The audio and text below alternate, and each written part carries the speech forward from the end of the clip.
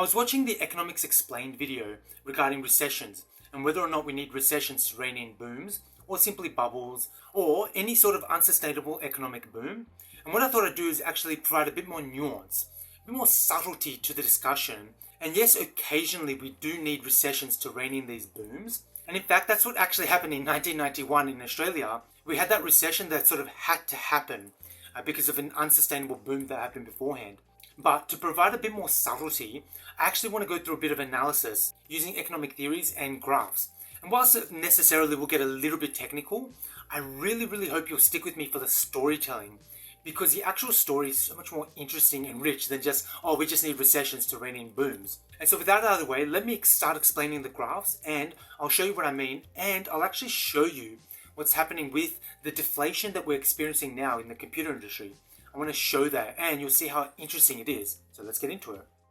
So here I've set up what's called a Phillips curve. And I've put an exclamation mark there because it's really exciting. So the formula that goes behind this construction is, we have inflation, which is for some reason represented by pi, no idea why, is equal to inflation in the previous period.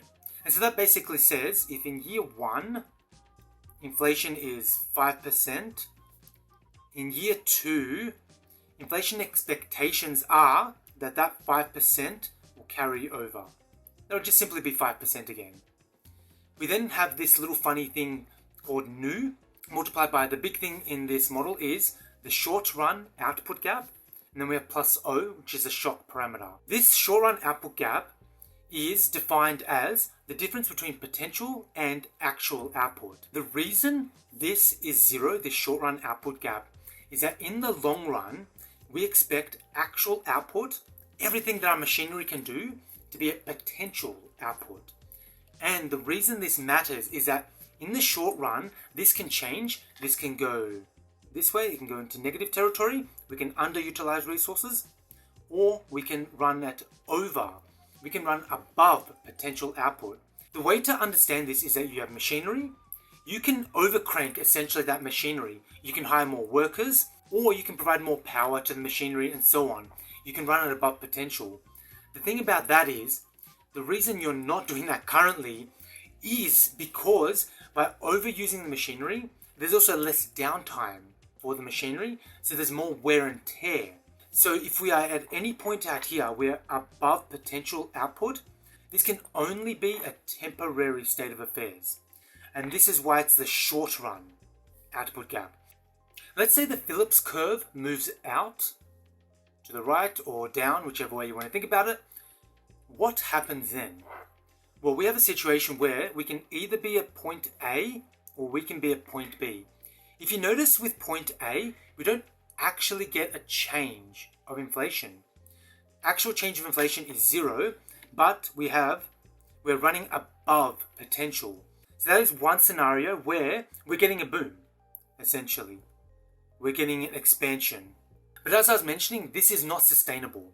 And this is the sense in which we might need a recession, something I'll get to. However, we can also come down to here. This curve is shifted out. We can come down to here.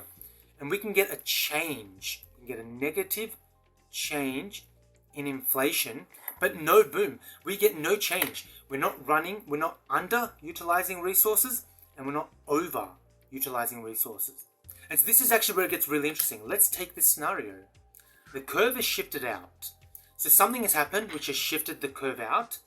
And in our model, you can see that this shock parameter has gone down, which has then made a negative change in inflation because this hasn't changed and we haven't actually changed output. Remember, this has stayed 0, the number 0, and not this little shock value that has changed, and we actually have a negative change in inflation. But going by this very simple model, of course, expectations are for the next year. So if this was 5% in year 1, we've gone down, let's say, to 3%. We expect year 3, so this is year 1, this is year 0. Year 2, we expect it to stay at 3%. So we've gone from point C to point B and back up to point C. And you're like, that's kind of pointless. We've just gone back to 0. Nothing changed in our short-run output gap, and we've gone back up to 0 change in inflation. But notice, we actually have a permanent lowering of inflation. We're tending towards deflation. And the question then is, does this remind you of anything? And it actually should. The computer industry. We're actually not underutilizing resources, we're not overutilizing resources, but we are getting lower and lower prices year on year. Prices keep going down. And this is the sense in which you can understand how that happens. And the long run change is a permanently lower level of inflation. And so yeah, how cool is that? We can actually analyze the computer industry. And we get constant innovation in the computer industry. We get constant lower prices. And this is the sense in which you can understand why it's stable.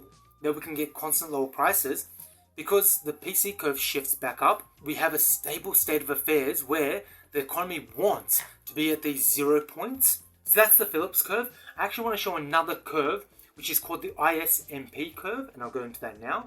So now we have this beautiful ISMP curve, and once again, it has an exclamation mark because it's really exciting. So basically we have R, which they call the real rate of interest.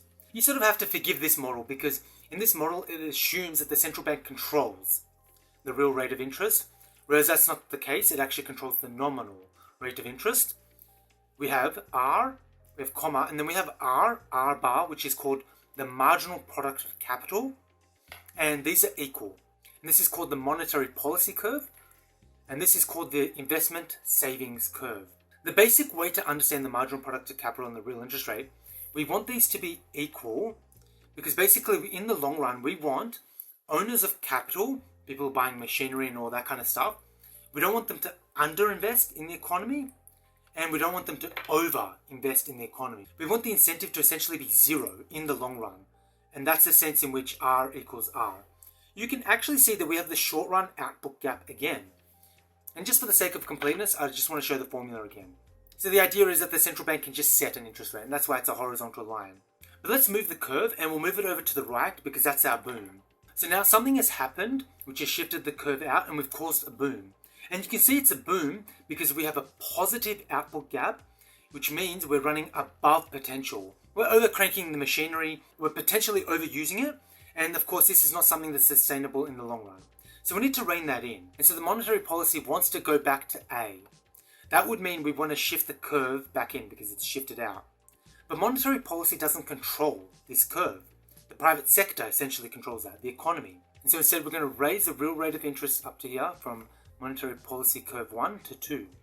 And just like that, according to this simple model of course, we have a new R, or a new real rate of interest, which is above the old one, so up here, and we've gone from A, which is stable, to B, which is not stable, and we've gone up to C. So we've gone from a positive output gap, we're overcranking, we're overusing our machinery, and we've actually engineered a higher rate of interest to then bring the economy back to zero. Now the real rate of interest is bigger than the marginal product of capital. So what now happens at this point? We're at equilibrium, that's good. We've reined in the boom, this expansionary period in the short run. So you might now be asking yourself, where does the recession fit into this? We didn't actually need a recession because we didn't go below this line. We didn't need any negative output gap to then bring us back. Monetary policy is perfect, we've brought it back and everyone's happy. Long story short, it's now better for owners of capital to invest their money rather than it is to invest in their machinery, this. So what they do is they under-invest. That is the sense in which we get to this side of the graph. We actually get we get a short-run output which is actually negative. We're underutilizing resources. That is the sense in which we could technically say that we might need a recession. But we don't necessarily need a recession. We just need something where we're underutilizing resources in the short run to make up for the fact that we've overutilized the resources here in the short run. And that's the sense in which, let's say this is +5 and this is -5, and these add up to 0 in the long run. And that's why I said I hoped that you would stick with me with this analysis. We get this short run expansion, and this is balanced by an underutilization of resources in another short run period. And so yeah, how cool is that?